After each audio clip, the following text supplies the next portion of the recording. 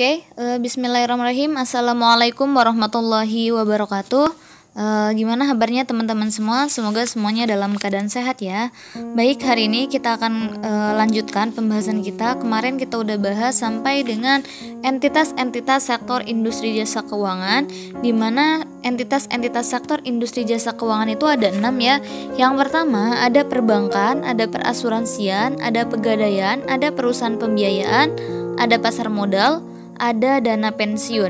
Nah, yang akan kita kaji hari ini adalah terkait dengan perasuransian ya.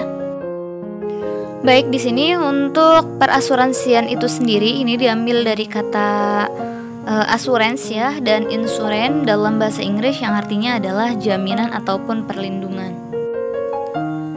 Asuransi menurut Undang-Undang Nomor 14 Tahun 2014 di sini adalah perjanjian antara dua pihak, yaitu perusahaan asuransi dan pemegang polis, yang menjadi dasar bagi penerima premi oleh perusahaan asuransi sebagai imbalan untuk memberikan penggantian kepada tertanggung atau pemegang polis karena kerugian, kerusakan, biaya yang timbul, kehilangan, keuntungan, atau tanggung jawab hukum kepada pihak ketiga yang mungkin diderita tertanggung atau pemegang polis karena terjadinya suatu peristiwa yang tidak pasti.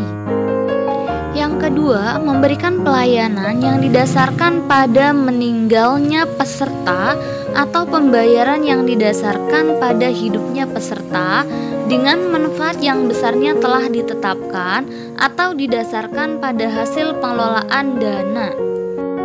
Jadi gini ya, untuk asuransi itu kan intinya adalah perlindungan ataupun proteksi, di mana perjanjian antara dua pihak, yaitu perusahaan ini perusahaan asuransi ya. Yang kedua adalah pemegang polis. Pemegang polis ini orang yang membayar premi setiap entah itu per bulan, entah itu triwulan kayak gitu, ataupun per tahun kayak gitu. Intinya seseorang ini membayar premi untuk mendapatkan proteksi dari perusahaan asuransi itu sendiri ya teman-teman.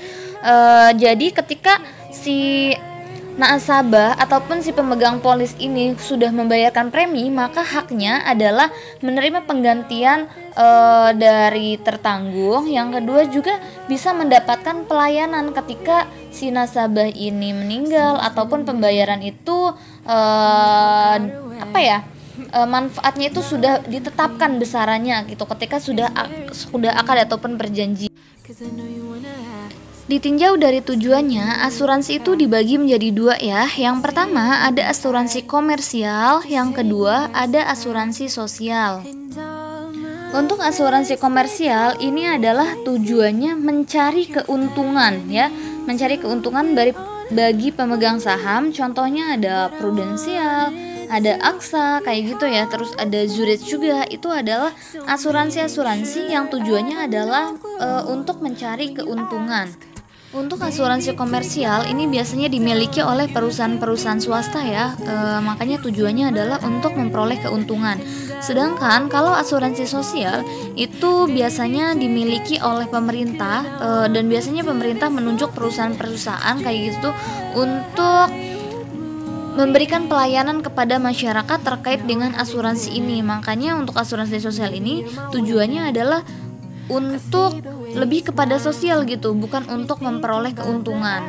Baik, di sini yang termasuk dalam asuransi sosial, yang pertama ada asuransi kesehatan dan tabungan hari tua ya, yang dikeluarkan oleh PT Jam Sostek yang sekarang dari 2014 itu berubah menjadi BPJS. Yang kedua juga ada asuransi kesehatan Akses ya, sekarang juga sudah dilarikan menjadi BPJS juga.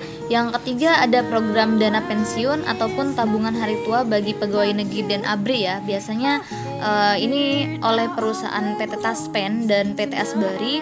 Yang keempat juga ada asuransi kecelakaan diri yang dikeluarkan oleh PT Jasa Raharja ya teman-teman. Baik, mungkin itu aja pertemuan kita hari ini. Semoga apa yang tadi disampaikan dapat dipahami dan dapat bermanfaat untuk kita semua. Kurang lebihnya mohon maaf. Akhir kalam, wassalamualaikum warahmatullahi wabarakatuh.